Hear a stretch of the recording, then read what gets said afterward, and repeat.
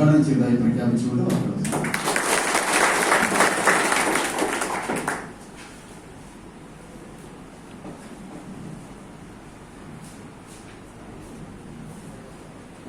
അടുത്തതായി യോഗത്തിന്റെ മുഖ്യാതിഥി ഡോക്ടർ നന്ദഗോപൻ IPSനെ രണ്ടു വാക്ക് സംസാരിക്കാൻ ക്ഷണിക്കുന്നു.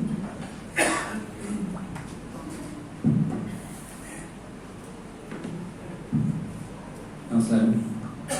ബഹുമാനപ്പെട്ട ജില്ലാ collector Shri Vinod sir, assistant collector PM Arya, medical college vice principal Shri Usha madam,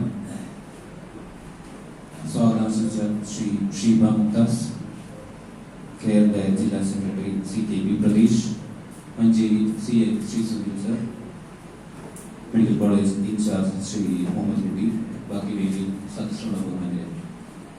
ആദ്യമായി ഞാനൊരു കാര്യം പറയട്ടെ. ഞാൻ വളരെ കുറച്ച് കാലങ്ങൾ മലപ്പുറത്ത് വന്നിട്ട് 1 മാസത്തിൽ താഴെ ആയുള്ളൂ.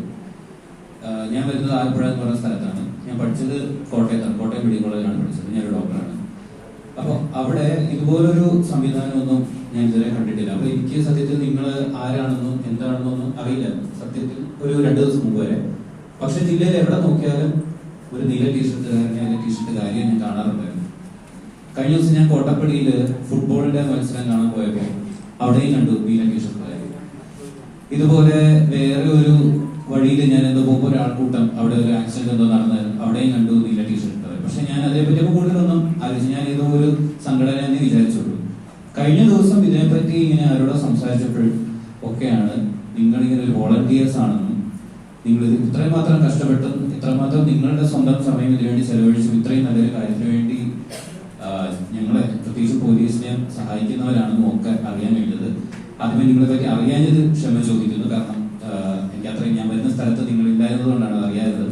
ഏതായാലും ഇപ്പൊ എനിക്ക് അറിയാൻ കഴിഞ്ഞു. നിങ്ങൾ ഇപ്പൊ സാറ് പറഞ്ഞ പോലെ പ്രളയത്തിന്റെ സമയത്തായിക്കോട്ടെ ഏത് അപകടത്തിന്റെ സമയത്തായാലും നിങ്ങൾ കൂടി എത്തുന്നവരാണെന്നും 1 ലക്ഷത്തിൽ പരം ആൾക്കാർക്ക് നിങ്ങളുടെ എഫേർട്സിനോട് ട്രെയിനിങ് കൊടുക്കാൻ കഴിഞ്ഞിട്ടുണ്ടെന്നും അറിയാൻ കഴിഞ്ഞു. നിങ്ങൾ ചെയ്യുന്ന മഹത്തായ ഈ സേവനങ്ങൾക്ക് ആദ്യമേ നിങ്ങൾക്ക് തന്നെ ഒരു കൺഗ്രാറ്റ്സ് പറഞ്ഞു.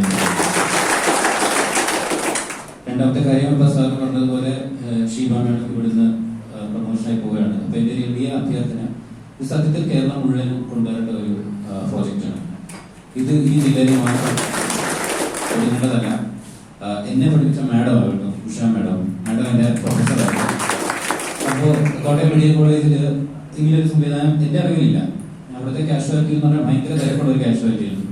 അവിടെ ഇഷ്ടം പോലെ പേര് ബൈസ്റ്റാൻഡേഴ്സ് ഇല്ലാതെ തറയിലൊക്കെ കിടന്ന് കഷ്ടപ്പെടുന്നത് ഞാൻ പഠിക്കുന്ന കാലത്ത് കണ്ടിട്ടുണ്ട്. മാഡത്തിന് അറിയാം.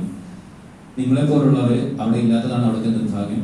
അപ്പോൾ ശിവ മാഡം തീർച്ചയായിട്ടും തിരുവനന്തപുരത്ത് പോയിട്ട് ഈ ഒരു പ്രോജക്റ്റ് സംസ്ഥാനം ഒട്ടാകെ അവതരിപ്പിക്കാൻ ശ്രമിക്കണം. ഞങ്ങളുടെ രീതിയിൽ അതിനുള്ള പ്രപ്പോസൽ ഇവിടുന്ന് കൊടുക്കുന്നതായിരിക്കും ഉറപ്പായിട്ടും. ബാക്കി അതിന് ഞാൻ വലിച്ചിട്ടില്ല. ഞാനിവിടെ ഒരു 6 മാസമേ ഉണ്ടാവുള്ളൂ. ഇവിടെ ഉള്ള സമയം മൊത്തം വ്യക്തിപരമായി ഞാൻ എൻ്റെ എല്ലാ സപ്പോർട്ടും നിങ്ങൾക്ക് ഏത് സമയത്തും വാഗ്ദാനം ചെയ്യുന്നു പറഞ്ഞു മാത്രം.